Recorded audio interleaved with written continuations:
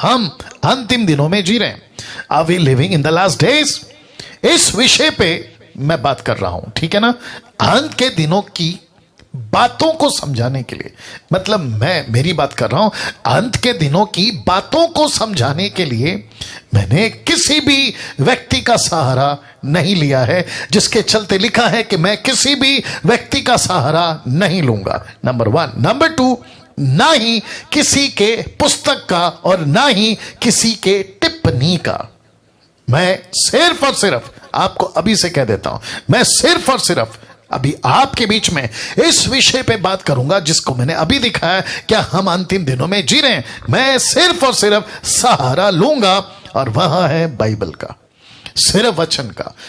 किस व्यक्ति ने क्या कहा, वो कितना सीनियर है, वो कितना एक्सपीरियंस वाला है, उसका क्या मिनिस्ट्री है, उनको नमस्ते, उनको नमस्ते। मैं किसी को क्रिटिसाइज, किसी को नीचे, किसी को ऊपर नहीं करना चाहता हूं, लेकिन मुझे अंत के दिनों की बातों को आपको समझाने के लिए किसी व्यक्ति, किसी पुस्तक, किसी टिप्पणी की जरूरत नहीं है, बस हमको वचन की जरूरत है, और उसी को rightly dividing the word of truth, 2 Timothy chapter 2 verse 15 and 16, जिसके चलते आपके बीच में मैं ये बातों को रखूंगा। तो वापस से कह देता हूं, जो लोग अभी जुड़ रहे हैं, मैं आप सभी के बीच में एक टॉपिक पे बात कर रहा हूं, और वह विषय है, क्या सच में हम अंतिम दिनों में जी रहे हैं? Are we living in the last days?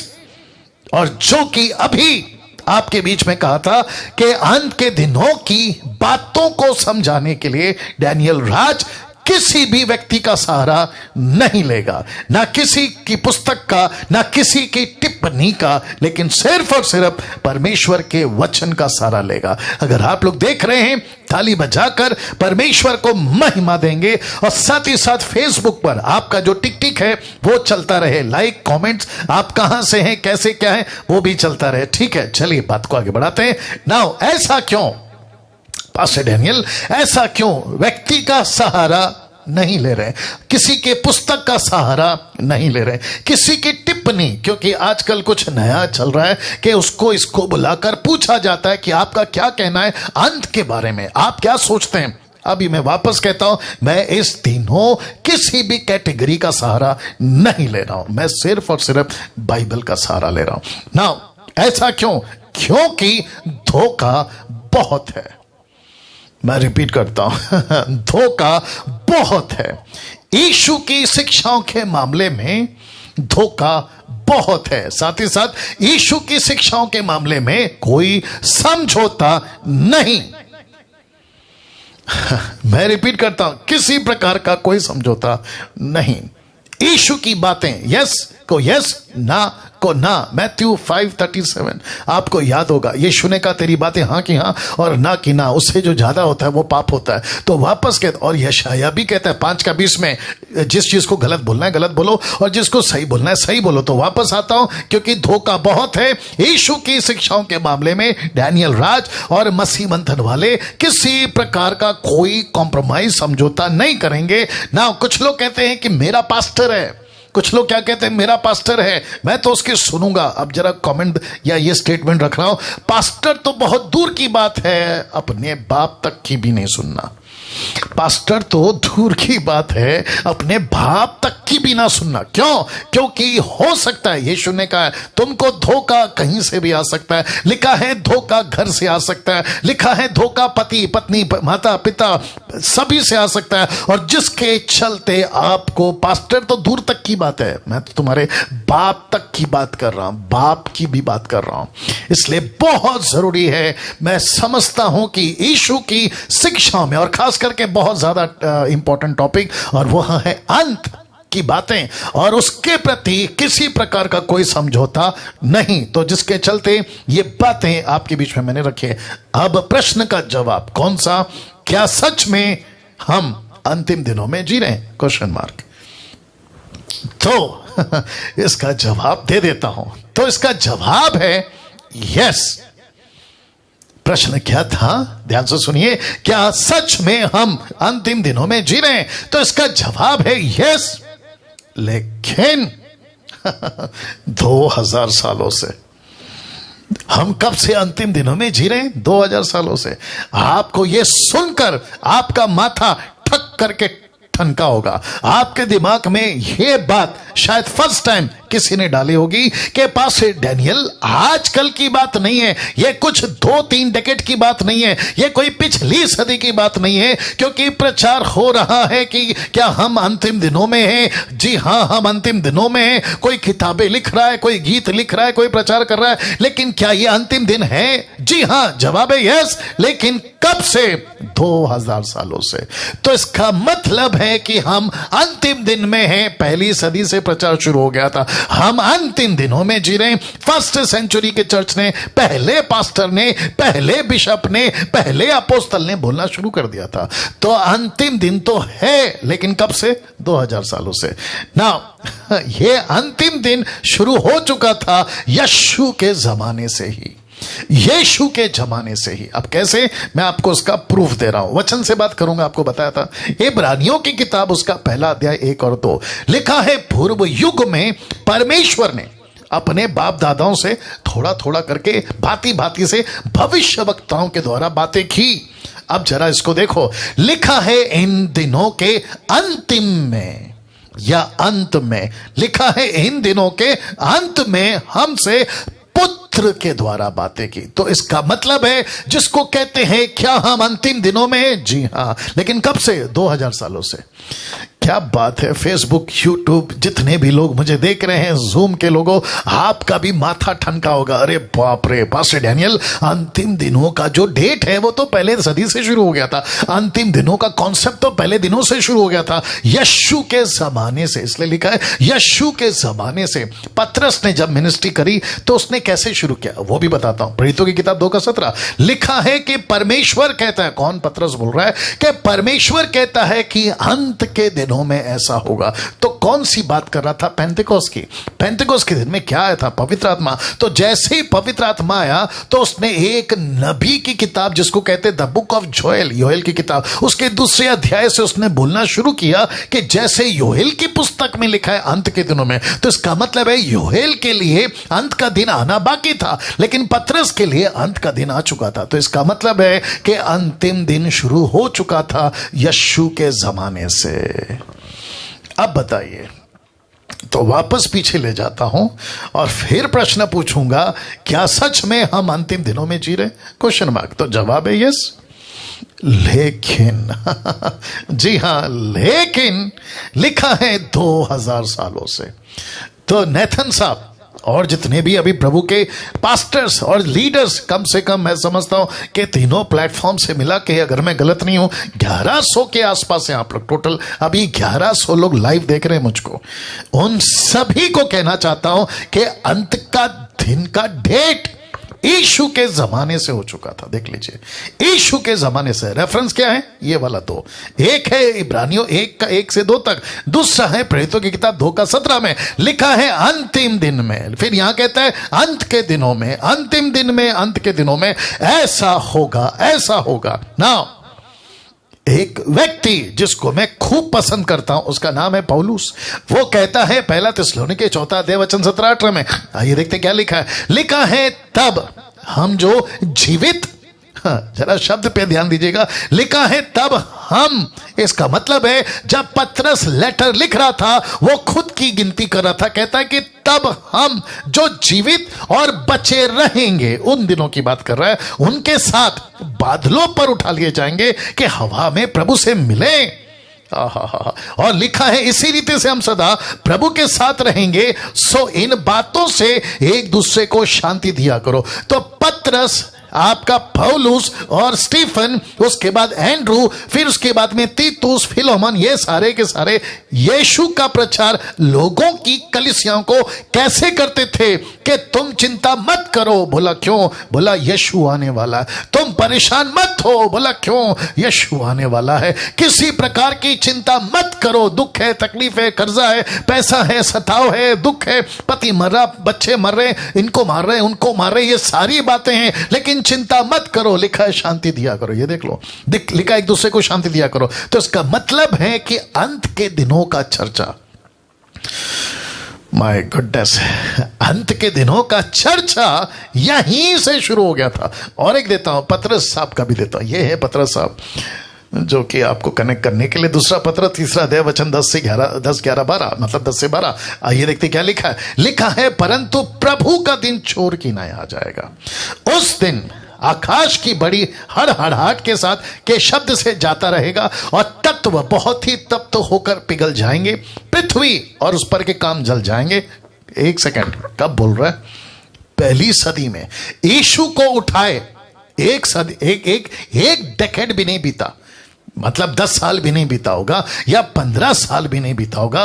पतरस की मिनिस्ट्री कितनी चली, ये इतिहास की बातें हैं, लेकिन वो कह रहा है, बहुत ध्यान से सुनेगा, प्रभु का दिन चोर की नहीं आ जाएगा।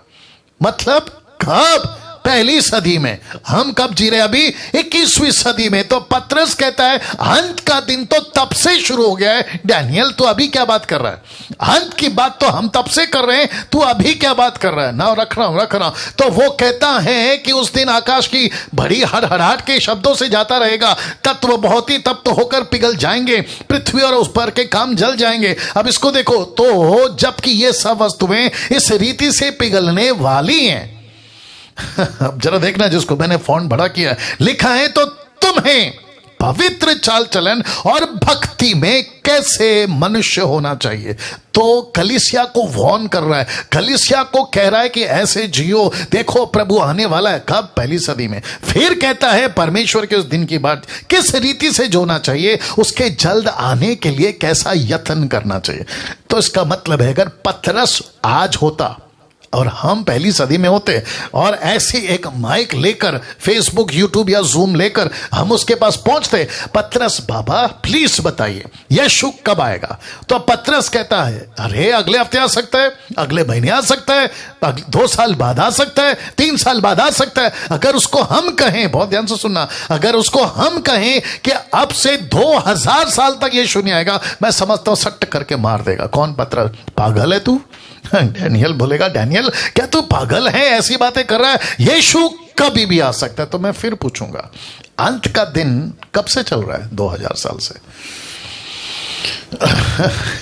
आज कुछ प्रीचर्स, खैर नाम तो मैं नहीं लूंगा, कुछ प्रीचर्स अपने भारत के भी, वैसे तो विदेश का रखूंगा, कुछ प्रीचर्स भारत के ये कहते हैं जैसी चाइना का या अमेरिका का या भारत का या इजराइल और फिलिस्तीन का या कोई ऐसी प्रोफेसी यिर्मयाह से या शायद से उनको कहीं लिखी हुई मिल जाती है, जिसका कनेक्शन ना बाप है ना मां है, मतलब कोई हाथ पैर नहीं है उसमें, उसको कनेक्ट करके वीडियो बना देते हैं कि देखो भविष्यवाणी पूरी हो गई और हम अंत के दिनों में जी रहे। तो फिर पतरस को क्या करें और फिर पौलुस का क्या करें, जो मैंने अभी रखा है।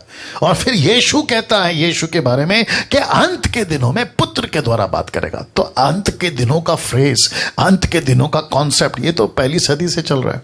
21वीं सदी में कौन सी नई बात है ना रख रहा हूं। तो फर्स्ट सेंचुरी की कलीसिया का लिखा है मेन टॉपिक यही हुआ करता था। कौन सी? अंतिम दिन, अंतिम दिन, अंतिम दिन। एक ऐसा टॉपिक फर्स्ट सेंचुरी के लोग, पतरस बोल के अभी 10 साल पहले मरा, पौलुस बोल के अभी कुछ 30 साल पहले मरा। पहली सदी की कलीसिया बात कर रही है, मैं प्रिटेंड कर रहा हूं, ठीक है ना। और कलीसिया को इंकरेज करते होंगे। पतरस जिसने फाउंडेशन डाला, जो कलीसिया का बिशप है, जिसने साक्षात यीशु को आंखों से देखा, कलीसिया तुम तैयार हो जाओ, पतरस ने प्रचार किया है। पत्रियां तो तभी थी नहीं, टोटल बाइबल तो तभी थी नहीं। तो उसने कहा कि पतरस ने प्रचार किया, मुझे याद है, उसने कहा यीशु आने वाला है, आइए हम गंभीरता से जिए, आइए हम पवित्रता से जिए। ऊपर बैठा परमेश्वर बोल रहा होगा पहली सदी के पास्टर को कि बेटा ठीक है, तू अपना प्रचार कर रहा है, अच्छी बात है, लेकिन दुनिया नहीं खत्म होगी 2000 साल तक। अभी तक तो नहीं खत्म हुई, अभी तक तो नहीं खत्म हुई। My goodness. अब आप सोच के देखिए, तो फर्स्ट सेंचुरी की कलीसिया का मेन टॉपिक क्या हुआ करता था? यही अंतिम दिन, अंतिम दिन, अंतिम दिन। अब इसको देखो, हर सदी के प्रचारक का फेवरेट टॉपिक भी यही है, एंड डेज या एंड टाइम प्रीचिंग। इनका यही टॉपिक है। मैंने अभी कहा था ना, वो अफ्रीकन प्रीचर हो, अमेरिकन प्रीचर हो, एशियन प्रीचर हो, अपना भारत का इंडियन प्रीचर हो, उनका फेवरेट टॉपिक होता है अंतिम दिन। और उसको ऐसा बोलते हैं, ऐसा कहते हैं और ऐसा बताते हैं कि कलीसिया यीशु से कम इनके अंतिम दिनों के प्रचार से डरती है। बोला अरे बाप रे यीशु आ जाएगा। तो पहली सदी में क्या होता था? यही होता था। तो मैं हमेशा कहता हूं कि यीशु के पास आए हो तो किसी के डर से नहीं आना। यीशु को मैंने आपने इसलिए नहीं मानना है क्योंकि हमको डर है किसका? नरक का। हमको डर है किसका? छूट जाने का। हमको डर है किसका? एंटी क्राइस्ट का। हमको डर है किसका? कहीं हमारा नाम जीवन की पुस्तक से ना कट जाए। ना ना ना ना ना, डर के चक्कर में प्रभु के पास नहीं आना है, क्योंकि बाइबल खुद कहती है कि हमको डर की नहीं परंतु स्वतंत्र परमेश्वर की सामर्थ्य की आत्मा दी है, प्रेम की आत्मा दी है। डर नहीं दिया ना साहब। हमको यीशु में डरा डरा कर मसीह के पीछे चलाने वालों की आज इतनी तादाद है कि डरो डरो डरो। देखो नरक है, देखो स्वर्ग नहीं जाओगे, देखो ऐसा। अरे बाप रे, डरा डरा कर। किसका? प्रभु का नहीं, चीजों का। मेरे प्रचार में आपको नरक का डर नहीं मिलेगा, प्रभु का डर मिलेगा। प्रभु से डरो, यह प्रचार मिलेगा। प्रभु का काम करो, यह प्रचार मिलेगा। यीशु के पीछे चलो, यह प्रचार मिलेगा। तो फर्स्ट सेंचुरी की कलीसिया का मेन टॉपिक होता था अंतिम दिन, अंतिम दिन, अंतिम दिन। हर सदी, याद रखो, एवरी सेंचुरी। उसके बाद दूसरी सदी यही टॉपिक, तीसरी सदी यही टॉपिक, 10वीं सदी यही टॉपिक, आज 21वीं सदी यही टॉपिक लिखा है। लेकिन दुख की बात यह है कि हर सदी में प्रचारक और भविष्यवक्ता लोग, बहुत ध्यान से देखना, लिखा है फेल फेल फेल होते रहे। जबरदस्त इनकी प्रीचिंग फेल हुई है। मैं रिपीट करता हूं, जबरदस्त इनकी प्रीचिंग फेल हुई है। ऐसे ऐसे नमूने, ऐसे ऐसे कैरेक्टर्स, ऐसे ऐसे विचित्र प्राणी आपके बीच में रखूंगा भी। आइए रखते देखते कौन कौन है। अब ऐसे लोग जिनकी भविष्यवाणियां फेल होती रही हैं हर युग में, एरो देख लीजिए वहां पे। नाउ सबसे पहला जिसको कहते हैं 110 एडी में, 110 एडी में, जिसका नाम है एग्नियस।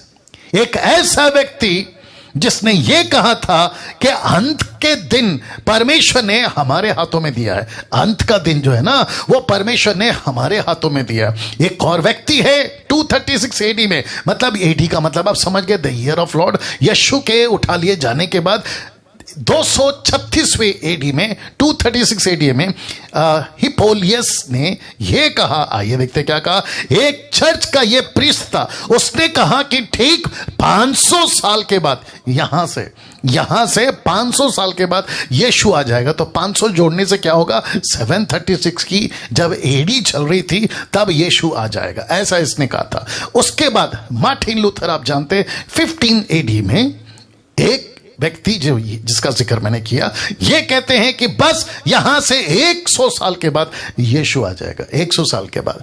अब इसकी टोटल डिटेल आपको कहां से मिलेगी? विकिपीडिया, गूगल, वहां से निकाल लीजिएगा। उसके बाद ये व्यक्ति जिसको कहते हैं क्रिस्टोफर कोलंबस, जिसका जन्म 14th सेंचुरी में हुआ आखिरी में, और 15 के अर्ली एडी में ये चल बसे। और ये स्टूडेंट थे किसके? लिखा है student of the Bible prophecy. Bible prophecy के ये स्टूडेंट्स थे। तो ऐसी भविष्यवाणी इनके द्वारा भी आई, पुस्तकें भी आई। इसने कहा था कि देख लीजिएगा 1656 में, यानी कि 1656 एडी में दुनिया खत्म हो जाएगी। इस व्यक्ति ने कहा था कि दुनिया खत्म हो जाएगी। और जिसके चलते ऐसी बहुत सारी प्रोफेसी में से एक और रख रहा हूं, जिसका नाम है जोसेफ स्मिथ। 1835 एडी में इस महाशय ने क्या कहा? ये फाउंडर थे मॉर्मोनाइज के, एक ऐसी क्या कहते हैं कल्ट टीचिंग है, मॉर्मोनाइज्म एक कल्ट टीचिंग है, उसके ये फाउंडर थे। क्या कहा देखो, इसने कहा था अगले 56 वर्षों में ही यीशु आ जाएगा। दैट मीन्स इसमें 56 ऐड करिए तो हो जाते हैं 1891 एडी में। तो इनके हिसाब से, ये महाशय के हिसाब से, यीशु आ जाना चाहिए था 1891 में। लेकिन आपको पता है ये सब के सब, फिर रख रहा हूं, ये सब के सब पैदा हुए भविष्यवाणी की, मर गए। पैदा हुए भविष्यवाणी की, मर गए। पैदा हुए भविष्यवाणी की और मर गए। इनमें से किसी के जीवन काल में यीशु नहीं आया। जितने जूम पर हैं आप लोग इस बात को समझने की कोशिश करिएगा, प्लीज रिक्वेस्ट करता हूं। ऐसा एक भी प्रोफेसी जिसमें से मैंने, अच्छा ये भी बताता चलूं कि जब मैं इनको खंगाल रहा था ना, जब इनकी स्टडी कर रहा था, आपको ताज्जुब होगा कि इनकी भरमार हजारों में, कितनी हजारों में। मैं थक गया इनको ढूंढ ढूंढ के, इनकी हिस्ट्री पढ़ पढ़ के मैं थक गया। गजब के लोग थे उन दिनों में, और अभी भी है, रखूंगा मैं इसको। और आपको याद होगा 2000 का कैलेंडर या 2000 का डेट कैलेंडर पे आने पर ही था पूरी दुनिया, अमेरिका, जापानीज, अफ्रीकन, भारत एक ऐसी चीज से जूझ रहा था या चर्चा कर रहा था जिसको कहते हैं Y2K। आपको पता होगा कि जितने भी कंप्यूटर के चिप हैं वो अचानक से पिघल जाएंगे। अब कंप्यूटर जो है ना 2001 का डेट नहीं दिखाएगा, मतलब 2000 का बाद का डेट नहीं दिखाएगा। ऐसा करते कितनी बातें, कितनी प्रोफेसी और न जाने क्या क्या चर्चाएं की थी, और जिसके चलते आप सभी जानते हैं कि 2000 चला गया, 2001 चला गया, अभी तो चल रहा है 2021। My goodness. अब आप सोचो, इसको 21 साल बीत गए, इसको लेकर अब जरा आपके बीच में रखता हूं कि भारत में भी ऐसे लोगों की कमी नहीं है। भारत में भी ऐसे लोगों की कमी नहीं है। अब आप लोग को डरना नहीं है, खास करके उन प्रचारकों, क्योंकि आपको डर लग रहा होगा कि डैनियल भाई हमारा फोटो और हमारी डिटेल डालेंगे। नहीं डाल रहा हूं, नहीं डाल रहा हूं नहीं डाल रहा हूं। मेरी इच्छा थी डालने की, क्योंकि कुछ नमूने, मैं रिपीट करता हूं, गुस्सा बहुत है, कुछ नमूने अपने भारत में और खास करके अपने ही क्षेत्र से भी ऐसे ऐसे कैरेक्टर्स हैं जो कहते हैं कि यीशु मसीह बस अभी अगले साल आ जाएगा, यीशु मसीह बस अभी सितंबर 23 को आ जाएगा। गजब है, 2 साल पहले तो एक आदमी है वो कहता है कि सितंबर को यीशु मसीह आने वाला है। Can you believe that? उसको थोड़ा ऐसा आगे कर लो। या तो भारत में भी ऐसे लोगों की कमी नहीं है, और कई एक तो खुद मर गए, इसमें से कई लोग मर गए और कुछ भी अभी तक नहीं हुआ, कुछ अभी मरने पर है। एक तो मर गए और कुछ अभी मरने पर है, जिन्होंने ऐसी प्रोफेसी की है। अभी कुछ प्रोफेसियां की है, वो नहीं रहे, और कुछ अभी मरने पर है। आधी क्या बोलते ना, कब्र पे लटकी है एक पैर। वाह! जिस चीज के लिए मना किया है या जिसको प्रभु ने कहा नहीं करना, उसी को करते साहब ये लोग। और परमेश्वर बैठा ऊपर कहता चेला कब बनाओगे? मैं रखूंगा उसको आज, चेला कब बनाओगे? नहीं, उसको और थोड़ा ऐसा करो, चेला कब बनाओगे, प्रभु के राज्य में कब लाओगे? ये सारी बातें नहीं करते हैं ये लोग, ये उस पर फोकस नहीं करते हैं। दिक्कत यही है ना। तो वापस कहता हूं कि अपने भारत में भी ऐसे लोग हैं, कई एक तो मर गए और कुछ अभी मरने पर हैं ना। अंत के दिनों की बहुत सी भविष्यवाणियां फेल होती आ रही हैं, और जिसके चलते नीचे मैंने लिखा है, अब आपको होशियार रहने की जरूरत है, आपको होशियार रहने की जरूरत है। जानते हो व्यवस्था विवरण उसका 18 का 21 क्या कहता है?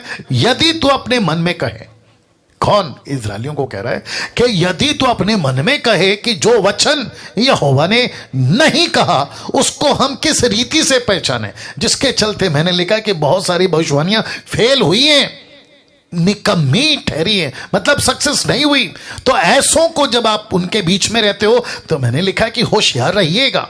कैसे पहचाने पास्टर डैनियल, इनको कैसे पहचाने? तो वचन 22 कहता है, तो पहचान यहां है। कौन कह रहा है? प्रभु कह रहा है कि पहचान यहां है कि जब कोई नबी, तब का, अब का, कब का, यदि कोई नबी ये यहोवा के नाम से कुछ कहे, तब यदि वह वचन ना घटे, मतलब पूरा ना हो, लिख लीजिए, पूरा ना हो, तो वो वचन यहोवा का कहा हुआ नहीं है, परंतु उस नबी ने वह बात अभिमानी करके कही है। अभिमानी का मतलब है घमंड हो गया, घमंड का मतलब है शैतान है अंदर, जिसके चलते उसने कही है, तो उससे भय नहीं खाना। वो चाहे कल आ गया यीशु, परसों आएगा यीशु, अब देखो अगले हफ्ते आएगा, ऐसों से तुझे डरना नहीं है। वचन 20 मैंने जानबूझ के उसको नीचे रखा है, मतलब 21 के पहले वाला यहां रखा है। लिखता है, परंतु जो नबी अभिमानी करके मेरे नाम से कोई ऐसा वचन कहे जिसकी आज्ञा मैंने नहीं दी उसे, या उसको नहीं कहा, वह पराये देवताओं के नाम से कुछ कहे, बहुत ध्यान से देखना, वह नबी मार डाला जाए। अरे रे रे रे रे रे, उस नबी का कत्ल कर देना। कौन कह रहा है? परमेश्वर। किसको कह रहा है? मूसा को। अब इसको देख लीजिए, ये फोटो देख लीजिए आप लोग, ये फोटो देख लीजिए दोस्तों। अब आप सभी जानते हैं कि ये फोटो कौन सा है, ये क्या है, आप सभी जानते हैं, ठीक है ना। उस तरफ है ट्रंप साहब, जो कि एक्स प्रेसिडेंट थे अमेरिका के। अब इसको कहते हैं Joe Biden, Joe Biden, Joe Biden, ये वाला आदमी, और जिसके चलते इन पे प्रोफेसी की गई थी, तो कई भविष्यवाणियां फेल हो गई इसके ऊपर, माफ करें ट्रंप के ऊपर। कहते थे, हाँ इसको भी डाल देते हैं ना, कहते हैं कि ट्रंप ही अगला प्रेसिडेंट रहेगा, जो बाइडेन नहीं जीतेगा। लेकिन पता चला कि जो बाइडेन जीत गया और ट्रंप हार गया। और आपको पता है, मैं रख सकता था उनका फोटो, मैं रख सकता था उनका नाम, और कुछ तो अपने भारत से भी है। अब आप सोच के देखिए, जितने जूम पर हैं, फेसबुक पर हैं, यूट्यूब पे, मुझे ऐसा लगता है कि कम से कम 1300 या 1400 लोग अभी आसपास में जुड़ गए हैं।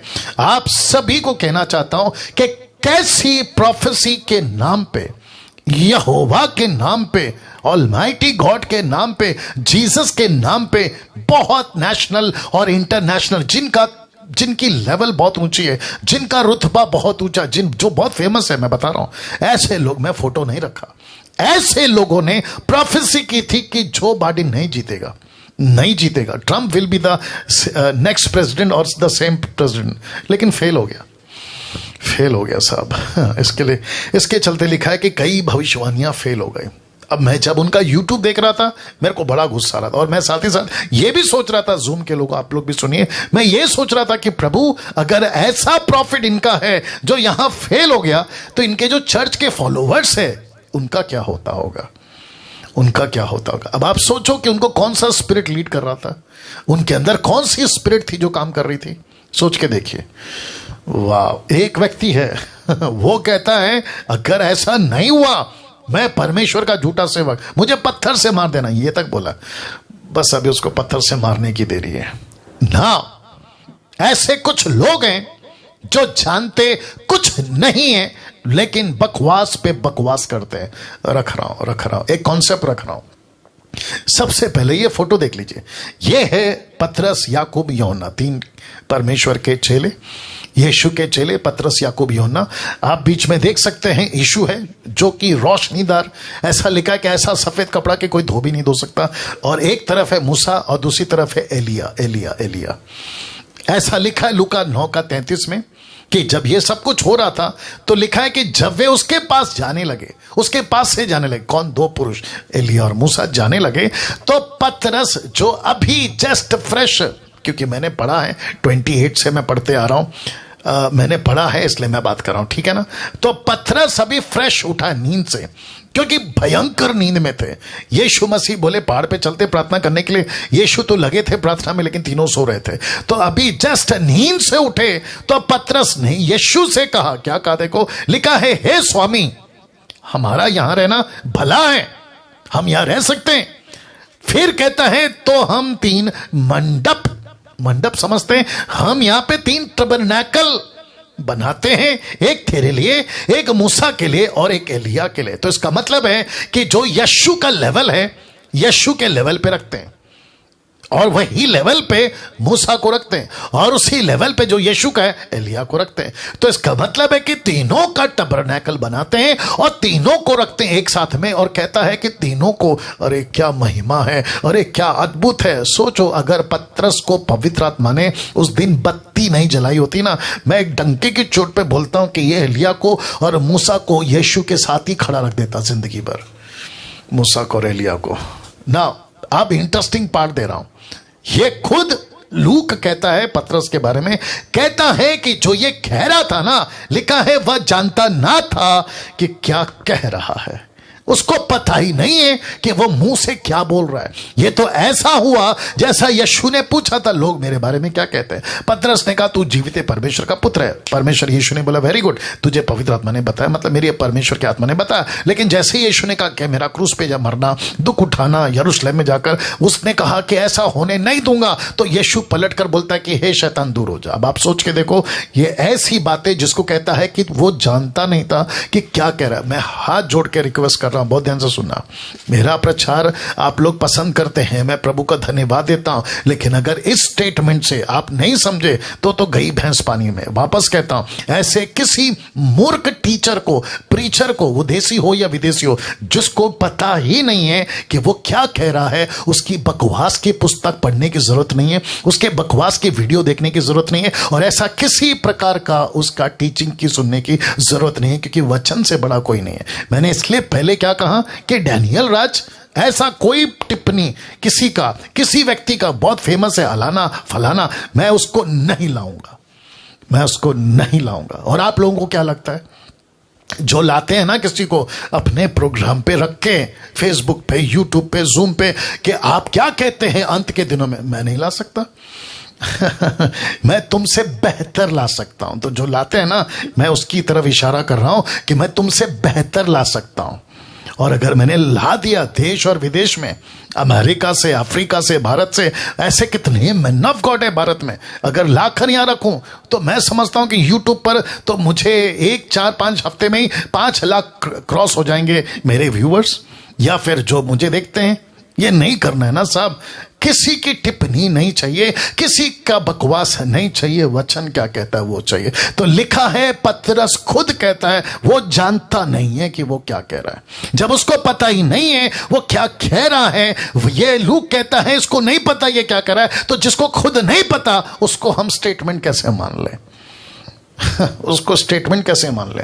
वो तो शुक्र है कि इसने बिना पूछे, अगर पूछा तो अच्छी बात है, नहीं तो मंडप बना देता, एक मूसा के लिए, एक एलिया के लिए और यीशु के लिए। अब प्रश्न उठता है, अब एक प्रश्न आपके बीच में रख रहा हूं, या बहुत ध्यान से सुनेगा। क्या अंत के दिनों की या उसके बारे में पास्टर डैनियल क्या नॉलेज नहीं होना चाहिए? Question mark. बिल्कुल होना चाहिए। मैं रिपीट करता हूं, बिल्कुल होना चाहिए। आपको परमेश्वर का नॉलेज होना बहुत जरूरी है, अंत के दिनों का नॉलेज होना बहुत जरूरी है, आपको यीशु की एक एक बातों का नॉलेज होना बहुत जरूरी है। तो जिसके चलते मैंने रखा है कि जितना सैल्वेशन, बैप्टिज्म, होली स्पिरिट और भी कई बुनियादी शिक्षाओं को की जरूरत है ना, जैसे होती है, उन सब का नॉलेज आपको रखना है, वैसे ही अंत के दिनों का भी नॉलेज होना चाहिए, अंत के दिनों का भी। तो आपको अंत के दिनों का नॉलेज होना चाहिए। अब कहते हैं, लेकिन कुछ बातें अंत के दिनों को लेकर, कुछ बातें आपको समझनी होगी अंत के दिनों को लेकर। वो कौन सी बातें हैं? टोटल 7। कितनी? 7, टोटल 7। तो उसको मिक्स मत किया करो। मैं जिसको भी सुनता हूं देश विदेश से, सबसे ज्यादा गड़बड़, और वहीं चैप्टर खत्म हो जाता है, मैं वहीं पे बंद कर देता हूं उनको, मुझे वहीं पे माथा खराब हो जाता है, यार क्या कर रहा है। तो टोटल 7 बातों को लिखा है मिक्स मत करो। जिसका जो टाइम है उस टाइम पे होगा। टबरनैकल का टाइम था, खत्म हो गया। कलीसिया का टाइम है, चल रहा है। मूसा का टाइम था, खत्म हो गया। यीशु का टाइम है, चल रहा है। व्यवस्था का टाइम था, खत्म हो गया। अनुग्रह का टाइम है, चल रहा है। वैसे आपको लेकर चलना है। यहां तक कि मैं यह भी कहता चलूं, क्योंकि कुछ बुद्धिजीव लोग हैं जो गड़बड़ करते हैं, व्यवस्था का एक भी रिचुअल, फंक्शन, एक्टिविटीज आपको अभी अनुग्रह के युग में, वाचा के लहू में, कलीसिया जो यीशु के, उसमें नहीं नहीं नहीं करना है। वो वक्त था, खत्म हो गया। अब यीशु का वक्त है, अब नए नियम का और पौलुस की बातों का लेके चलने का वक्त है। तो वापस आता हूं अपने टॉपिक के ऊपर, क्योंकि वक्त का भी ख्याल रखना है। अंत के दिनों को लेकर किसी प्रकार का आपको 7 बातों को लेकर मिक्स नहीं करना है। मैं रिपीट करता हूं, नहीं करना है ना। सबसे पहला, 7 में सबसे पहला, वो दिन कब आएगा जिसको यीशु का गुप्त आगमन कहते हैं, और इंग्लिश में कहते हैं pre rapture. Not mid, not post, but pre rapture, मतलब सताव के पहले। इसके ऊपर प्रचार कर चुका हूं, अगर कोई मूर्ख ऐसा कहता है कि रैप्चर प्री नहीं है, मिड है, ओपन चैलेंज है, बाइबल से निकाल के बता दे। कि वो मिड है, साथ ही साथ पोस्ट है, निकाल के बता दे। आप जितने भी वचन को निकालोगे, जितने भी वचन को पढ़ोगे, आपको वचन का झलक, कहते हैं ना समझदार को इशारा काफी है, आपको प्री रैप्चर ही मिलेगा, आपको मिड और पोस्ट नहीं मिलेगा। तो वापस आता हूं, सबसे पहले वो दिन कब आएगा? कुछ लोग जानना चाहते कब आएगा, जिसको यीशु का गुप्त आगमन कहते हैं। और याद रखो, ये इजरायलियों के लिए नहीं होगा, अन्य जातियों के लिए, माफ करें, पूरे जगत को दिखाई देने वाला नहीं होगा। ये सिर्फ और सिर्फ, जिसको मैं आखिरी में रखूंगा, आखिरी में, ये सिर्फ ऐसी दुल्हन, ऐसी एक्लेसिया, ऐसी कलीसिया जो यीशु के पीछे चलती है, 3 कारणों से मैं उसको भी रखूंगा, उसको लेने कब आएगा। तो इसका टाइम लिमिट अलग है, यह एक। दूसरा, एंटी क्राइस्ट का प्रकट होना। तीसरा, 7 साल का महाक्लेश या 7 साल का एंटी क्राइस्ट का राज्य, 3.5 आप जानते हैं। चौथा, 3.5 साल का महाक्लेश ऑन लेफ्ट आउट चर्चेस, मतलब ये महाक्लेश किसके लिए है? ऐसी कलीसिया जो छूट जाएगी। शांति का 3.5, क्लेश का 3.5, टोटल 7 साल। पांचवा, स्टैंप ऑफ 666, मतलब 666 का छापा, उसके ऊपर बातें होती है। छठवा, 2 विटनेसेस, आप जानते हैं, 2 गवाह। और ये रहा 7वां, जिसको मैंने लाल में रखा है, यीशु का बादलों पर आना सार्वजनिक, जिसको कहते हैं पब्लिक, जिसको सब देखेंगे। प्रकाशित वाक्य उसका पहला अध्याय वचन 7, 8, 9, 10 तक में हर आंख देखेगी, छाती पीटेगी। याद आ गया? ये वो है। तो लिखा है इन सबको अलग अलग देखना होगा।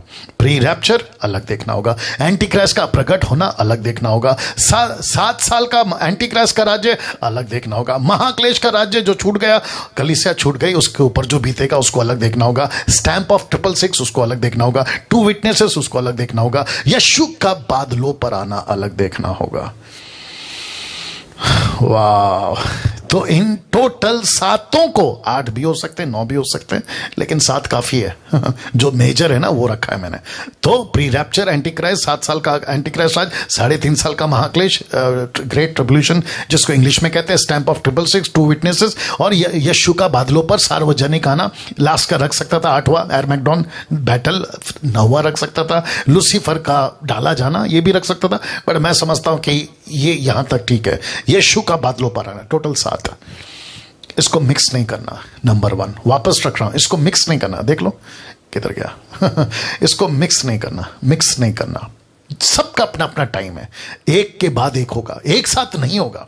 तो प्रचारकों को यह समझना होगा कि जब प्री रैप्चर यहां चला गया है, कलीसिया यहां पे नहीं है, तो उसको यहां की टीचिंग क्यों दे रहे हो? यहां की टीचिंग क्यों दे रहे हो? यहां की टीचिंग क्यों दे रहे हो? यहां की टीचिंग क्यों दे रहे हो? यहां की टीचिंग क्यों दे रहे हो? नहीं है ना साहब।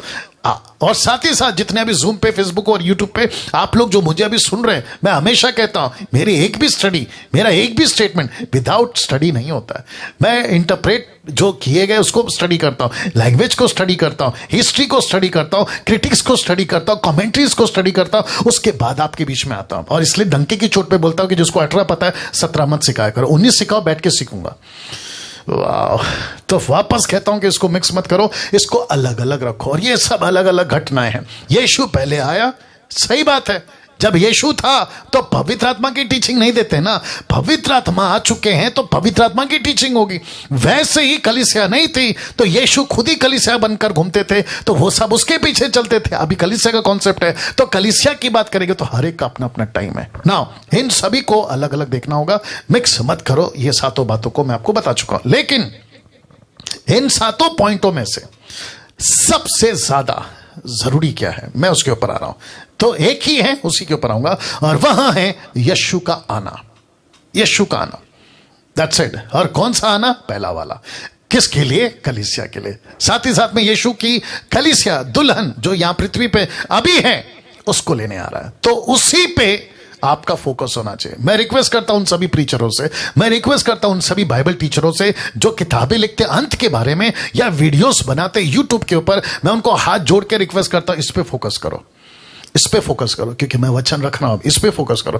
अंत के दिनों को लेकर सिर्फ और सिर्फ एक ही फोकस होना चाहिए, एक ही को फोकस करना चाहिए, और वो है यीशु।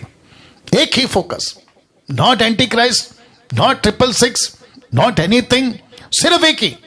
कैसे पास्टर डैनियल? अभी बताता हूं। तो गजब का रेवलेशन, गजब का प्रकाशन आपके बीच में रख रहा हूं, जो कि आप देख सकते हैं। जीसस क्राइस्ट ट्रांसफिगरेशन मतलब यीशु का रूपांतरण आप देख सकते हैं। यीशु बीच में, जिसको बहुत बारीकी से दिख रहा होगा क्योंकि बहुत लाइट है, तो मैंने आपके लिए उसको अलग फोटो को हाईलाइट करके या जूम करके आपके लिए रखा है ताकि आप देख सकते हैं। एक तरफ है मूसा और उस तरफ में है एलिया और बीच में है यीशु और ऊपर से आवाज आई।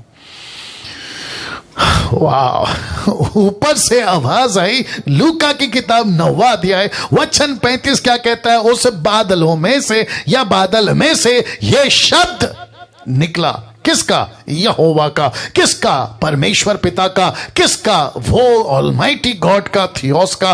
कहता है शब्द निकला कि यह, नॉट दिस नॉट दैट। कौन? यीशु।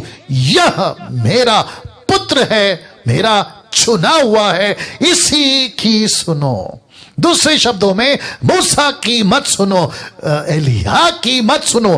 तो सेंटर कौन है? फोकस कौन है? बताइए। अंत के दिनों का फोकस कौन है? यीशु। किसको प्रीच करना है? यीशु। किसका वेट करना है? यीशु। कलीसिया को क्या सिखाना है? यीशु। क्या आएगा? यीशु। लेकिन क्या सिखा रहे हैं? रख रहा हूं ये सब सिखा रहे हैं। कहते हैं प्री रैप्चर, मतलब वो तो हम चले जाएंगे। फिर एंटी क्राइस्ट, फिर 7 साल का महाक्लेश कैसे आएगा, 3.5 साल का क्लेश कैसे भयंकर होगा, फिर एंटी क्राइस्ट का राज्य कैसे होगा, फिर 2 विटनेसेस आएंगे, फिर बादलों के ऊपर यीशु आएगा। भाई मेरे, ये सारी चीजें आपके लिए नहीं है, क्योंकि कलीसिया यहां पे ही नहीं है, खत्म। यहां पे उठा ली गई है। ये देखो, यहां पे उठा ली गई है। जूम के लोगों कैसे लग रहा है? आप यहां उठा लिए गए। मैं उसके ऊपर जोर से आऊंगा बाद में, लेकिन आगे बढ़ता हूं। तो फोकस कौन है? यीशु। प्रचार किसका करना है? यीशु का। जीसस क्राइस्ट यहां पे रूपांतरित हो गए, जिसको कहते हैं ट्रांसफिगरेशन। यीशु मसीह का रूपांतरण हो गया। आप देख सकते हैं, और ऊपर से ये आवाज आई, इसी की सुनो। तो यहां पे फोकस कौन है? इसलिए तो लिखा है यहां पे फोकस कौन है? यीशु। प्रीचर का फोकस कौन होना चाहिए? यीशु। बाइबल टीचर का फोकस कौन होना चाहिए? यीशु। जो 15 से 1600 सालों में 40 लोगों ने 66 किताबें लिखी, जिसको कहते हैं बाइबल, द वन बुक, उसका भी सेंटर कौन है? यीशु। अब बताइए। और जिसको तीतुस क्या कहता, देखो मैं एक एक करके रख रहा हूं, वक्त का भी ख्याल रखूंगा। तीतुस क्या कहता, देखो लिखा है 11 से 13 तक में। तीतुस chapter 2, Titus chapter 2 verse 11 to 13 लिखा है, क्योंकि परमेश्वर का अनुग्रह प्रकट है जो सब मनुष्यों के उद्धार का कारण है। ऑफ कोर्स आगे कहता है, हमें चिताता है, मतलब हमको एहसास दिलाता है, हमको चिताता है, एहसास दिलाता है कि हम अभक्ति, सांसारिक, मतलब संसार की बातें, अभिलाषाओं से मन फेर कर, जरा देखिएगा, इस युग में, मतलब इस प्लेनेट में, इस युग में संयम, धर्म, भक्ति के साथ जीवन बिताएं। और लिखा है, इसको मैंने ब्रैकेट किया, अंडरलाइन किया, माफ करें, लिखा है उस धन्य आशा। कौन सी आशा है? बता रहा हूं। एंटी क्राइस्ट की आशा नहीं उसका स्टैम्प की आशा नहीं। आइए बताता हूं किसके। लिखा है उस धन्य आशा की, अर्थात अपने महान परमेश्वर और उद्धारकर्ता यीशु मसीह की, लिखा है, महिमा के प्रकट होने की बाट जोते रहें। तो ये धन्य आशा क्या है? एक दिन यीशु आएगा, कलीसिया को तैयार करो, एक दिन यीशु आएगा। टीचिंग किसकी देनी है? यीशु की। किसको सिखाना है? यीशु को। किसको सेंटर करना है? यीशु को। किसको फोकस करना है? यीशु को। तीतुस का 14 क्या कहता? 2 का 14, जिसने अपने आप को हमारे लिए दे दिया। किसने? यीशु ने, कि हमें हर प्रकार के अधर्म से छुड़ा ले, शुद्ध करके अपने लिए एक ऐसी जाति बना ले जो भले कामों के लिए सरगर्म हो। अब इसको देखो, तीतुस 15 2 का 15, पूरे अधिकार के साथ ये बातें कहे। कौन सा अधिकार? ये जो मैं भी बता रहा हूं। लिखा है पूरे अधिकार के साथ ये बातें कहे और समझा, सिखाता रहा, कोई तुझे तुच्छ ना जानने पाए। इसका मतलब है, अगर तू नहीं सिखाएगा तो तू तुच्छ है जिसको कहते हैं सबसे नीचे आ गया तू। अगर तू सिखा रहा है तो तू धन्य है। तो जिसके चलते मैं आपको अभी बताता चलो, आपका टिक टिक, आपका थंब, आपका वो सब चलता रहे, आपका कमेंट चलता रहे, ठीक है ना। फेसबुक, यूट्यूब पे भी रखा है मैंने चैट करने वाला सिलसिला। सुनिए मुझको क्या सिखाना है? देखो लिखा है ना, पूरे अधिकार के साथ ये बातें का समझा, सिखाता रहा कोई तुझे तुच्छ ना जाने। नहीं सिखाएगा तो तुच्छ है, सिखाएगा तो धन्य है। क्या सिखाना है कलीसिया, क्या सिखाना है? जितने भी अंत के दिनों की बातें करते हैं, आप लोगों को क्या सिखाना है? आपको यीशु को सिखाना है। यीशु पे फोकस करो, एंटी क्राइस्ट पे नहीं। यीशु पे फोकस करो, 666 पे नहीं। यीशु पे फोकस करो, नरक पे नहीं। यीशु पे फोकस करो, इजरायलियों के लिए जो यीशु आएगा उसके लिए नहीं। वो आएगा तो आएगा, हम भी तो साथ में रहेंगे ना। क्या बात है। इधर हमको ए नहीं समझ आ रही है, कहते आओ जेड सीखते हैं। हमको मत ही नहीं समझ में आ रही है, कहते आओ प्रकाशित वाक्य सीखते हैं। पहला जिसको सिखाना है उसको सिखाओ। कितनी बार बोलता हूं, फिलिपियो 3:20 देखो क्या लिखा है, पर हमारा स्वदेशी स्वर्ग पर है। क्या लिखा है? पर हमारा स्वदेशी स्वर्ग पर है और हम बड़ा मजा आएगा, लिखा है और हम एक उद्धारकर्ता प्रभु यीशु मसीह के वहां से आने की बाट जो रहे हैं। कहां से? वहां से। कहां से? स्वर्ग से।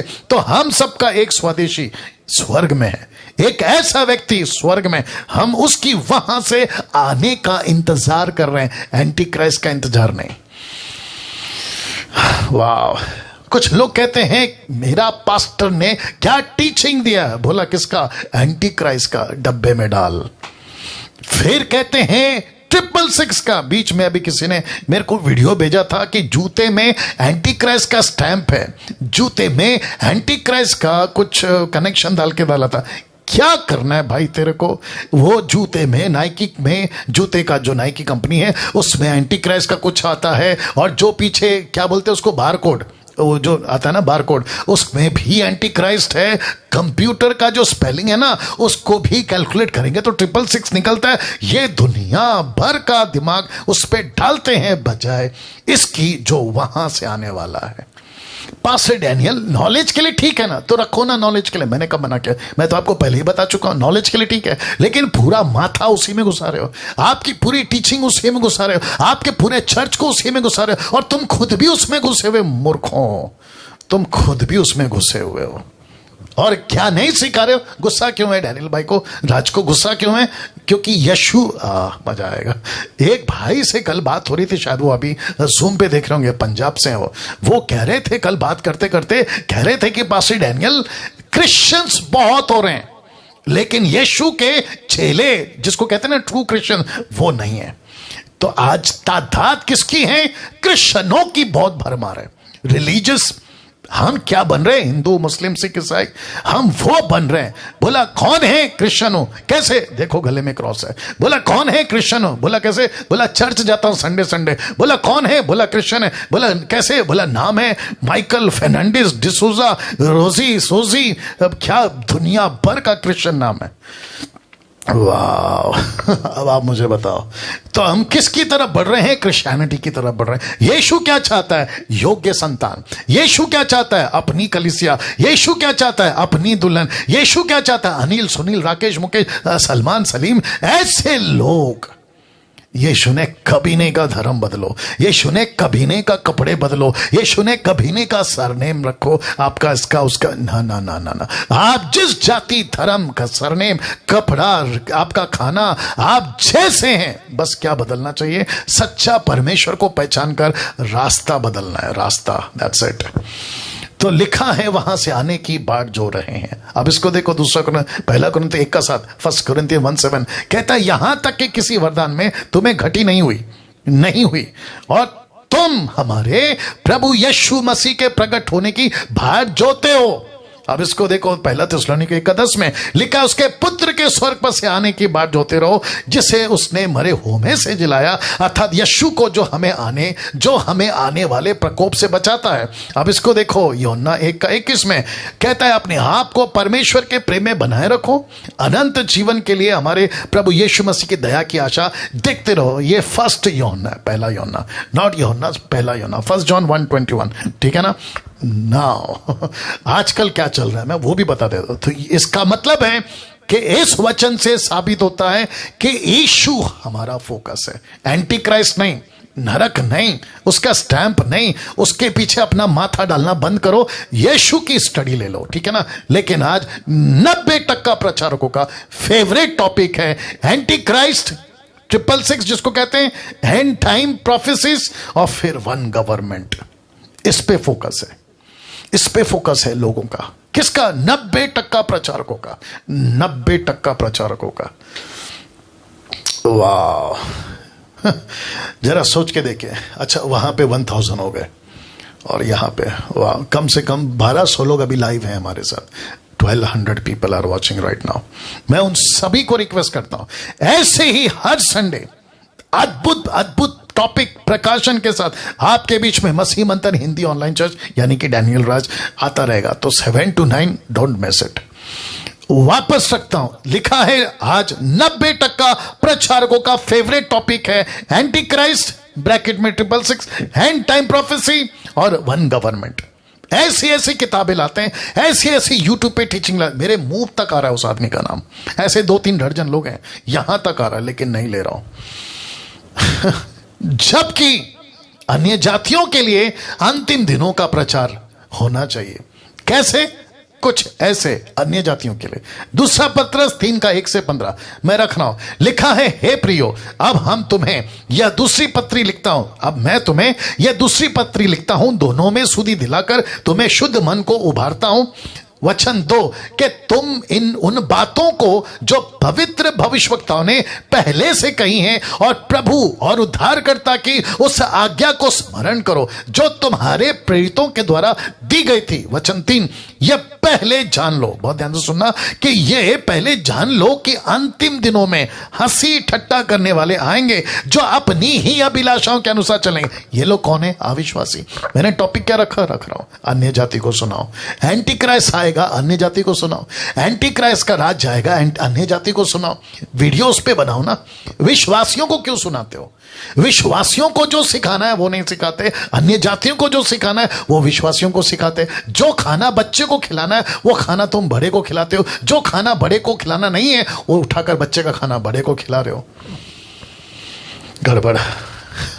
तो अन्य जातियों के लिए यह प्रचार है, जिसके चलते पौलुस क्या कहता है, माफ करे, पत्रस क्या कहता है, ये पहले जान लो कि अंतिम दिनों में हंसी ठट्टा करने वाले आएंगे जो अपनी ही अभिलाषा के अनुसार चलेंगे और कहेंगे कि उसके आने की प्रतिज्ञा कहां गई, क्योंकि अब से बाप दादा सो गए। सब कुछ वैसा ही है जैसा सृष्टि के आरंभ में था, मतलब सब कुछ तो ठीक चल रहा है। वचन 5, वे तो जानबूझकर यह भूल गए कि परमेश्वर के वचन के द्वारा से आकाश प्राचीन काल से वर्तमान है, पृथ्वी भी जल में से बनी और जल में स्थिर है। वचन 6, उन्हीं के द्वारा उस युग का जगत जल में डूबकर नाश हो गया। नूहा के टाइम की बात कर रहा है। वचन 7, पर वर्तमान काल की आकाश, अभी की आकाश, अभी का आकाश, वर्तमान काल का आकाश और पृथ्वी उसी वचन के द्वारा इसलिए रखे हैं कि जलाए जाएंगे। ऊपर देख लो, उसको जलाया जाएगा। तब डुबाया था, अब जलाया जाएगा। तो रखा है, जानबूझ के रखा है। ये नाश नहीं होगा, माय गुडनेस। ये नाश नहीं होगा, ये रहेगा। कुछ मूर्ख लोग कहते हैं ये खत्म हो जाएगा, ऊपर से अरे पता नहीं क्या क्या बोलते हैं, जल जाएगा, ठीक है ना, जलाया जाएगा। और लिखा है, भक्तिहीन मनुष्यों के न्याय और नाश होने वाले के दिन तक ऐसे ही रखे रहेंगे। वचन 8, हे प्रियो, ये बात तुमसे छिपी ना रहे कि प्रभु के यहां एक दिन 1000 वर्ष के बराबर है, 1000 वर्ष एक दिन के बराबर है। ये आपको कॉन्सेप्ट समझ में आ गया। वचन 9, प्रभु अपनी प्रतिज्ञा के विषय में देर नहीं करता, जैसी देर कितने लोग समझते हैं, पर तुम्हारे विषय में धीरज धरता है, नहीं चाहता कि कोई नाश हो, वरना यह कि सबको मन फिराव का मौका मिले। अब आया कॉन्टेक्स्ट समझ में, अविश्वासी। अब इसको ध्यान दीजिएगा। वचन 10, परंतु प्रभु का दिन चोर की नहीं आ जाएगा। किसको कहना है?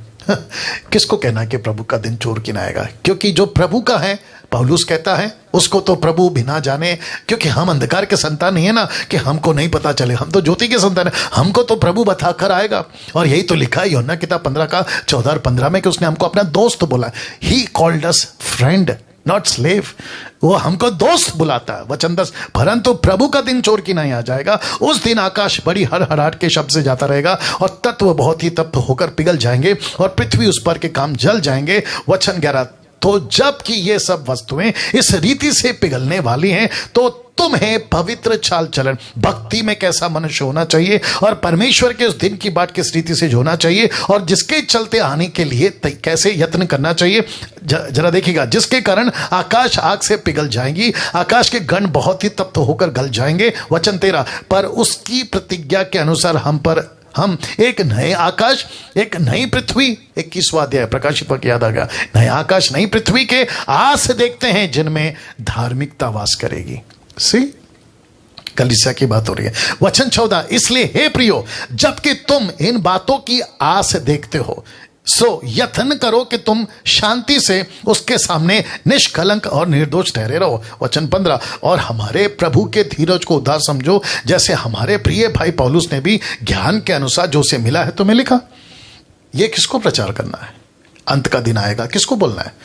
जो यीशु का है उसको बोलोगे, जो यीशु को जानता है उसको बोलोगे, या उसको बोलना है जो नहीं जानता उसको करो ना ये प्रचार। अप्रिशिएट करता हूं, आप उनको सुनाओ, अप्रिशिएट करता हूं। नरक का प्रचार उनको करो, अप्रिशिएट करता हूं। एक स्वर्ग है उनको प्रचार करो, अप्रिशिएट करता हूं। ऐसा दिन आने वाला है रे बाबा, पड़ोसियों, रिश्तेदारों, बच्चों, ऐसा प्रचार करो। अभी अगर कोई देख रहा है फेसबुक और यूट्यूब पे, तो उनको भी कहना चाहता हूं कि सर ऐसे भयंकर दिन आने वाले, पृथ्वी फट जाएगी, आकाश गिर जाएगा, ये सब कुछ जलाया जाएगा। लिखा है ना ऊपर, सब कुछ जलाया जाएगा।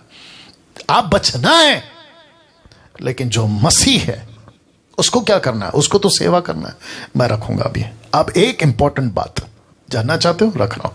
लिखा है कोई रोक रहा है अंत के दिनों को। यीशु के जमाने से इसको कोई रोक रहा है, इसको भी जानना आपको बहुत जरूरी है। तो वो क्या चीज है जो अंत के दिन को रोक रहा है? आप जितने प्रीचर हैं, ध्यान से सुना, इसको खूब शेयर करना, इसको खूब दूसरों को व्हाट्सएप पे डाल देना, और ऐसों को जानबूझ के डालो जो ऐसी बकवास की वीडियो बनाते हैं कि देखो अंत आ गया, अंत आ गया, अंत आ गया। ऐसों को ज्यादा भेजना, ठीक है ना? जो किसी को लाके भी बोलते ना कि सर आप बोलो, आपका क्या ओपिनियन है, आप अंत के बारे में क्या कहते हैं, उनको भी भेजना। लिखा है यीशु के जमाने से अंत को कोई रोक रहा है। देखना चाहोगे कौन रोक रहा है? इसको भी आपको जानना जरूरी है। रोमियो को 11:25, दूसरा थिस्सलुनीके 2:7। आइए देखते क्या लिखा है। तो सबसे पहले पढ़ते हैं 11:25। लिखा है हे भाइयों, कौन बोल रहा है? पौलुस बोल रहा है। कहता है कि हे भाइयों, कहीं ऐसा ना हो कि तुम अपने आप को बुद्धिमान समझ लो। जरा ध्यान दीजिएगा, इसलिए मैं नहीं चाहता कि तुम इस भेद से अनजान रहो। कौन सा भेद है?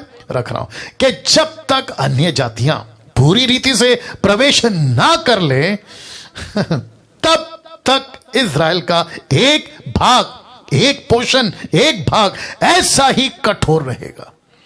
तो इसका मतलब है कि जब तक इज़राइल टोटल चेंज ना हो, तब तक वो कठोर रहेगी। ऊपर से यह सिलसिला चल रहा है कि अन्य जाति का एक एक व्यक्ति का उद्धार होना चाहिए, और जिसके चलते अभी अभी अभी अभी अभी क्या पढ़वाया था मैंने? परमेश्वर धीरज रखता है। लिखा है कि नहीं लिखा है? परमेश्वर कहता है मैं धीरज रखा हूं ताकि सबको मन फिराव का मौका मिले, मौका मिले। वचन 9, ये वाला देखो, मौका मिले। अब इसका मतलब है, यह वचन क्या कहता है फिर? कहता है कि जब तक अन्य जाति पूरी रीति से प्रवेश ना करे। कहां? परमेश्वर के राज्य में। इस्राएलियों को लगता था कि यह हमारे बाप की जागीर है। कौन? यीशु मसीह। हम जब चाहे आ सकते हैं, जब चाहे जा सकते हैं, हम जैसा चाहें, क्योंकि हम पूर्वजों से आ रहा ना, अब्राहम, इसहाक, याकूब। अरे बाप रे! तो यीशु कहता है कि भाई मौका तो तुमको ही था, इन्विटेशन कार्ड तो तुमको ही छाप के दिया था, पार्टी में तुमको ही तो बुलाए थे, लेकिन तुमने तो कहा कि मेरा, कोई कहता है मेरा घर का काम चल रहा है, कोई कहता है मेरी बेटी की शादी है, कोई कहता है मेरा फसल काटना है। तुमने तो 10 बहाने बनाए। लेकिन फिर मैंने क्या किया? मैंने सड़क में से लोगों को उठाना शुरू किया। ऐसे लोगों को उठाना शुरू किया जिसको कहते हैं जंगली झाड़ियां। मैंने उसको साफ किया, मैंने उसकी चिकनाहट डाली, पवित्र आत्मा। फिर मैंने उसको तुम्हारे ही डाली के साथ में, पेड़ के साथ में, यानी यीशु कहता है मेरे साथ में, मैंने उसको फिट किया। याद आ गया होगा आपको। वाह! तो इसका मतलब है कि जब तक अन्य जाति पूरी तरह से नहीं आएगी, अंत का दिन कैसे आएगा मेरे दोस्त? अंत का दिन कैसे आएगा? तो कोई रोक रहा है। और एक सबूत देता हूं, दूसरा थिस्सलुनीके 2:6 और 7 में। इसको ऐसे लोग ज्यादा सुनना या बात को समझने की कोशिश करना। मैं किसी के खिलाफ नहीं हूं। मैं इतना गुस्से में क्यों रहता हूं कभी कभी, और मेरे को गुस्सा क्यों आता है? मुझे क्या बोलते हो रद्दी भर भी फर्क नहीं है, मुझे क्या कहते हो रद्दी भर भी फर्क नहीं, लेकिन परमेश्वर का काम को मत बिगाड़ो।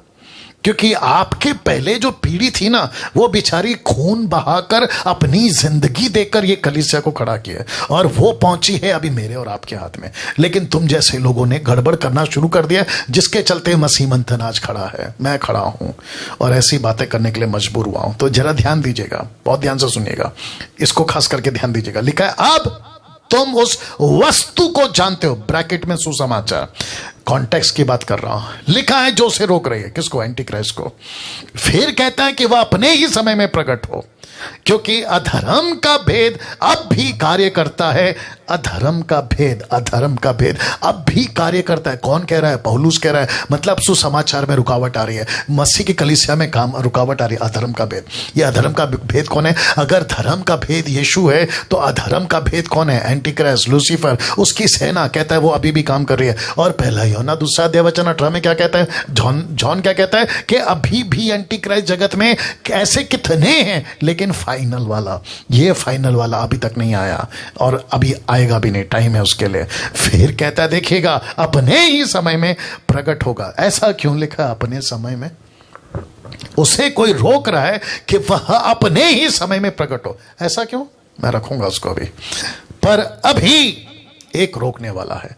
HP, होली स्पिरिट, पवित्र आत्मा, उसको एक रोकने वाला है। वस्तु, सुसमाचार वाला पवित्र आत्मा रोक रहा है। और लिखा है कि जब तक वह दूर ना हो जाए वह रोके रहेगा, वह पवित्र आत्मा रोक के रखेगा। Anti Christ, come on get ready. आप लोग क्या कर रहे हो पता है? एंटी क्राइस्ट का स्थापना हो चुका है, ये तक बोल दिया। एंटी क्राइस्ट जगत में आ चुका है, ये तक बोला। कौन सा? फाइनल वाला, ये तक बोल दिया। एंटी क्राइस्ट कभी भी शो अप हो सकता है, ये तक बोल दिया। और ये सिलसिला कब से चल रहा है? शुरू से। फर्स्ट सेंचुरी के लोगों ने, आप लोग जो अभी बकवास कर रहे हो ना एंटी क्राइस्ट को लेकर, ये फर्स्ट सेंचुरी के लोगों ने पहले से बोल दिया है।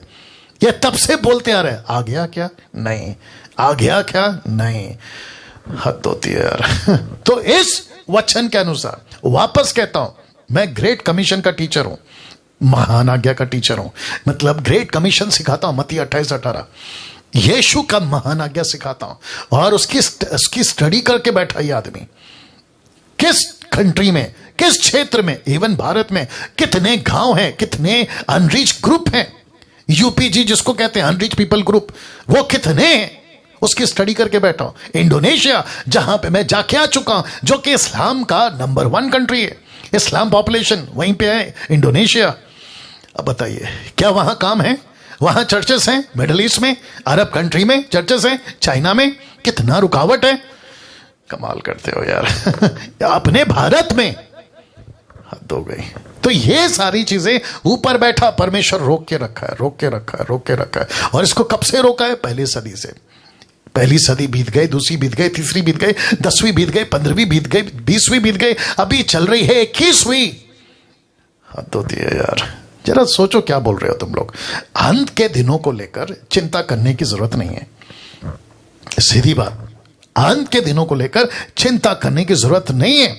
अगर अंत आता है आने दो, एंटी क्राइस्ट आता है आने दो, ऊपर से कुछ चीजें गिरती है गिरने दो, लेकिन हमको किसी प्रकार की चिंता करने की जरूरत नहीं है। एरो देख लीजिए, वचन रख रहा हूं। लिखा है दूसरा थिस्सलुनीके 2:1-2 में, लिखा है हे भाइयों, हम अपने प्रभु यीशु मसीह के आने, उसको ठीक करो, अपने प्रभु यीशु मसीह के आने, और लिखा है उसके पास अपने इकट्ठे होने के विषय में तुमसे विनती करते हैं। बहुत ध्यान से सुनना, एक लिखता है आने और दूसरा लिखा है कि उसके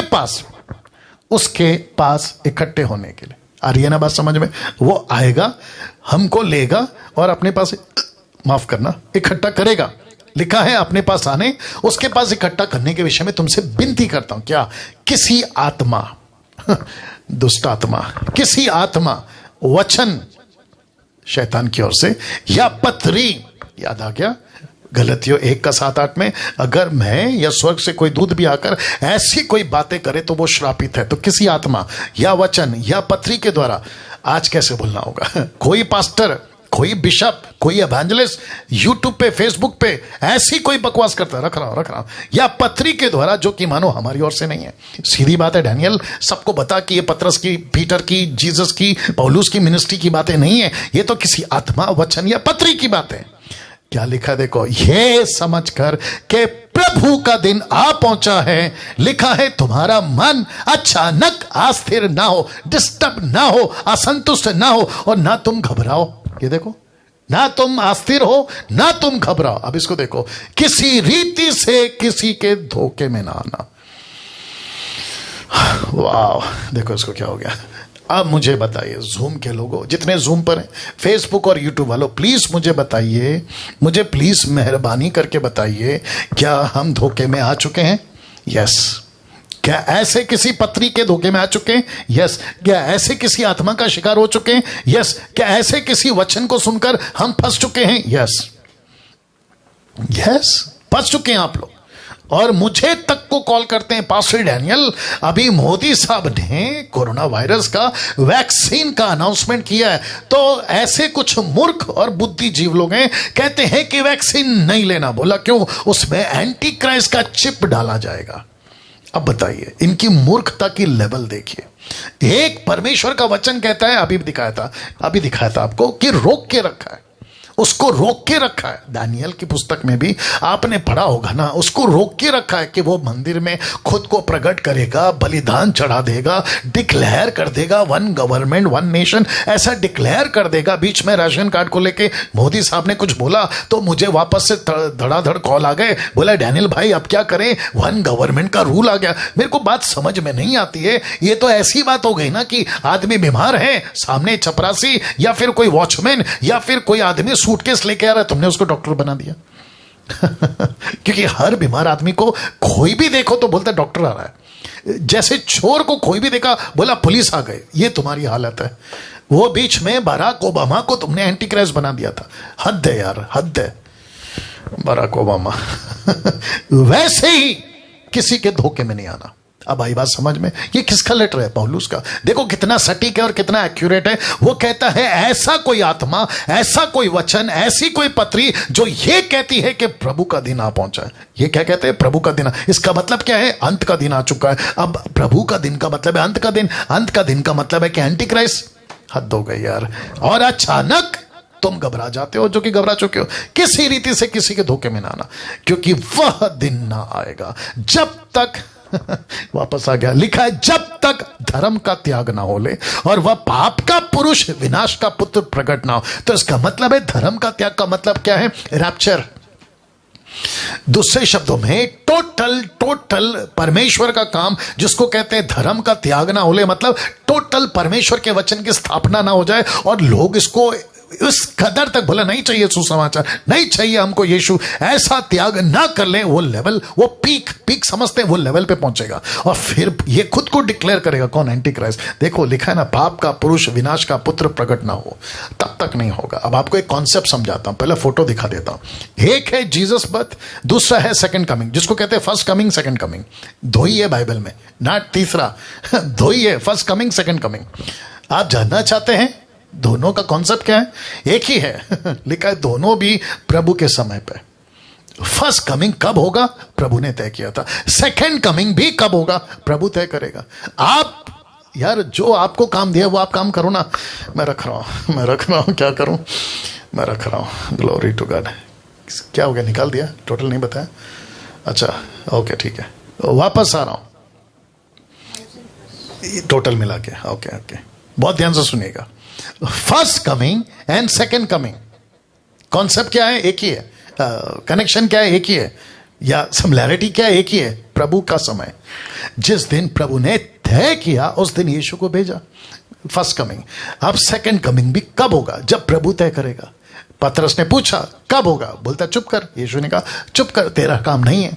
तो मैं उन लोगों को भी कहना चाहता हूं जो बकवास की वीडियो बनाते हैं कि अंत आएगा, अगले हफ्ता आएगा, अगले महीना आएगा, और देखो है ना, कई लोगों ने, तो भारत की बात कर रहा हूं, यहां तक आ रहा है नाम, यहां तक आ रहा है नाम, नहीं बता रहा हूं। मूर्खता की सीमा पार कर चुके हैं। तो वापस कहता हूं फर्स्ट कमिंग सेकंड कमिंग प्रभु के हाथ में। नाउ कैसे? मैं बता रहा हूं। प्रेरितों की किताब 1:10 और 11 लिखा है, और उसके जाते समय, यीशु के जाते समय, जब वे आकाश की ओर ताक रहे थे, यीशु के उठा लिए जाने के time, ascension of Jesus Christ देख रहे थे। अब देखो क्या लिखा है। तो देखो दो पुरुष सफेद वस्त्र पहने हुए उनके पास आ खड़े, हो सकता है ये वही होंगे एलिया और मूसा, आकर खड़े हो गए। लिखा है, कहने लगे, हे गलीली पुरुषों।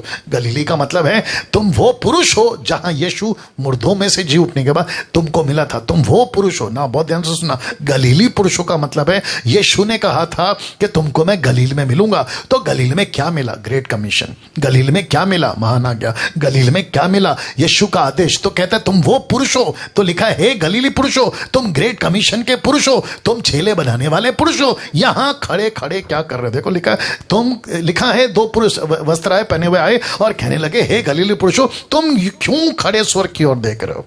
तुम तो वो पुरुष हो ना जो गलील वाले हो। बोला हाँ। बोला तुम वो पुरुष हो ना जिसको मत्ती 28 मिला है। बोला हाँ। बोला मरकुस का 16। बोला हाँ। लूका का 24। बोला प्रेरितों की किताब 1:8। बोला फिर यहां क्या कर रहे हो? See that. बोला यहां क्या कर रहे हो? तुम ऊपर क्यों खड़े देख रहे हो? आप जरा देखिएगा, जिस यीशु को, मतलब यही यीशु जो तुम्हारे पास से स्वर्ग पर अभी अभी ऊपर उठा लिया गया है, जिस रीति से तुमने उसको जाते देखा है उसी रीति से वो फिर आएगा। इसका मतलब क्या है? फोटो देख लो, जिस रीति से गया उसी रीति से आएगा। जैसे उठा लिया गया वैसे ही आएगा, ऐसे गया ऐसे ही आएगा। लेकिन अब देखो, इस टोटल 10 और 11 पद में समय का जिक्र नहीं है, यहां पे टाइम का जिक्र नहीं है, यहां समय नहीं बताया गया। तो बस उसने इतना कहा कि जिस रीति से गया उसी रीति से आएगा। तो इस और इस लाइन के बीच में एक होता है टाइम गैप। टाइम गैप नहीं बताया, इसलिए रख दिया टाइम गैप नहीं बताया। अब बताइए, तो इनकी मूर्खता की सीमा, तो फेसबुक और यूट्यूब वालों, तुम जो पढ़े रहते हो ना इनके पीछे, अरे क्या प्रचार किया एंटी क्राइस्ट के बारे में, अरे क्या प्रचार किया एरमैगडॉन के बारे में, अरे क्या रेवलेशन दिया, प्रोफेसी पूरी हो रही है, यिर्मयाह, ये शायद चाइना का बॉर्डर पाकिस्तान। अरे गजब ढा दिया तुम लोगों ने यार। जिस चीज को सिखाना है उसको नहीं सिखा रहे। और तुम्हारी गिनती किसमें मालूम है? तुम्हारी गिनती इसमें, ऊपर क्या देख रहे हो? जो अंत का इंतजार कर रहा है ना, उसको इसकी गिनती में खड़ा कर रहा हूं मैं। जो एंटी क्राइस्ट की टीचिंग के पीछे भाग रहा है ना, मैं उसकी गिनती इसमें कर। तुम गलीली हो, तुम गलीली पुरुषों हो, तुम उस बैच के लोग हो जहां तुमको यीशु का प्रचार करना है, जिसके चलते मैंने ये फोटो रखा है। एक गर्भवती महिला जब तक बच्चा ना आए, जब तक बच्चे को वो जन्म ना दे, जब तक बच्चा ना आ जाए, ये क्या करती है? तब तक ये क्या करती रहती है? जानना चाहते हो? ये बच्चे के आने की तैयारी करती रहती है। उसका बेड कैसे होगा, उसका घर कैसे होगा, उसका पहला खाना कैसे होगा, उसके कपड़े कैसे होंगे। आ रही है बात समझ में? तो कलीसिया आज क्या है साहब? यीशु के दर्शन से गर्भवती, यीशु के आने की बातों से गर्भवती। कलीसिया आज क्या है? एक दिन यीशु आएगा, एक दिन यीशु आएगा। आप उससे गर्भवती है ना। आपको यहां 9 महीना लगता है और यीशु के साथ में आपका जो है वो बरसों लग गए, 2000 साल तो वैसे ही बीत गए। तो आपको करना क्या है? इंतजार करो और जो काम दिया है उसकी तैयारी करो। That's it. अब अंत में एक बात, उसके बाद फिनिश कर रहा हूं। आई होप कि आप लोग अभी तक ठीक रहे। मैं रिक्वेस्ट करता हूं कि फेसबुक पे कम से कम 450 के आसपास में, 440 के आसपास में आप लोग देख रहे हैं, कमेंट करके बताते जाइए कैसा लग रहा है। शेयर करिए, वॉच पार्टी करिए। ये टीचिंग ऐसा है जो मसीहत को जितना पहुंचा सकते पहुंचाओ। अंत की बात कुछ बताकर बता देता हूं। यीशु की दुल्हन, ब्रैकेट में एक्लेसिया, यीशु की दुल्हन का सामना ना तो एंटी क्राइस्ट से होगा, ना महाक्लेश के सताव से होगा, ना व्हाइट थ्रोन, सफेद सिंहासन जहां पे पापियों का न्याय होगा, वहां नहीं होगा। और उसके बाद में ना नरक से होगा, ना तुरी, ना मोहर, ना कठोरा, ना कोई और बातों की। तो आपको किसी भी बातों की चिंता नहीं करना है। आपको सीधे यीशु के साथ और यीशु के पास। That's it. वापस कहता हूं, आप इनमें से किसी का सामना नहीं करोगे अगर तुम दुल्हन हो। ना एंटी क्राइस्ट का, तो जब आप उसका सामना नहीं कर रहे हो तो उसकी टीचिंग क्यों ले रहे हो मूर्खों? उसकी टीचिंग क्यों ले रहे हो? डांट इसलिए रहा हूं क्योंकि गुस्सा बहुत है, टाइम पास बहुत चल रहा है, बहुत टाइम पास चल रहा है। जिस काम के लिए रखा है वो नहीं कर रहे हो, बाकी टाइम पास बहुत कर रहे हो। इसको तो ऐसे कहते हैं ना, जो गांव को जाना नहीं उसका एड्रेस पूछ रहे हो तुम लोग। ना महाक्लेश का सताव का सामना करेगी, ना व्हाइट थ्रोन, सफेद सिंहासन, उसका भी सामना नहीं करेगी, ना नरक से होकर ये जाएगी, ना तुरही, ना मोहर, ना कटोरा। ऐसे किसी चीजों का सामना कलीसिया नहीं करेगी। क्यों? प्रकाशित वाक्य की स्टडी दे चुका हूं, आप लोग उसमें देख सकते हैं। टोटल सीरीज है, प्लेलिस्ट में जाइए, टाइप करिए, आपको मिल जाएगा। कम से कम मुझे लगता है 16-17 एपिसोड है। मैंने उसके ऊपर प्रचार किया है और सटीक किया है, बिल्कुल डंके की चोट पे एक्यूरेट, और ट्रांसलेशन, हिस्ट्री, सब चीजों को ध्यान में रखते हुए, ना ही कोई और बातों की चिंता। लिखा है सीधे यीशु के साथ और यीशु के पास। अब प्रश्न उठता है, कैसे जाने कि आप ही यीशु की वो दुल्हन है? कैसे जाने? मैं फिनिश कर रहा हूं। 3 बातों का ध्यान रखना होगा। लिखा है 3 बातों का हमेशा ध्यान रखें। बहुत ध्यान से सुनना, मुझे पता है कि थोड़ा टाइम लग रहा है, लेकिन सुन लीजिए। लिखा है 3 बातों का ध्यान रखें। क्या? पहला, क्या आप प्रतिदिन अपना क्रूस उठा रहे हैं? दूसरा, क्या आप सकरे रास्ते पे हैं? तीसरा, क्या आप उसकी इच्छा पूरी कर रहे हैं? ये टोटल 3 बातें, ये टोटल 3 बातें।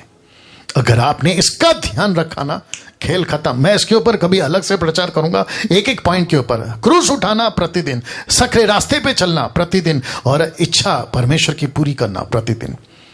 क्या प्रतिदिन आप अपना क्रूस उठा रहे हैं? क्या प्रतिदिन आप सकरे रास्ते पे पाए जाते हैं? क्या प्रतिदिन आप परमेश्वर की इच्छा पूरी कर रहे हैं? सकरा रास्ता का, माफ करें, क्रूस उठाने का मतलब क्या पता है? दुख उठाना। क्रूस उठाने का मतलब क्या पता है? यीशु के लिए त्याग का जीवन जीना। पैसा हो नहीं हो, पैसा, घर हो नहीं हो, रोटी हो नहीं हो, कपड़ा हो नहीं हो, कोई भी चीजें, सकरे रास्ते का मतलब समझते हैं? आपको इस संसार के अंदर बहुत सारे सकरे रास्ते से जाना है।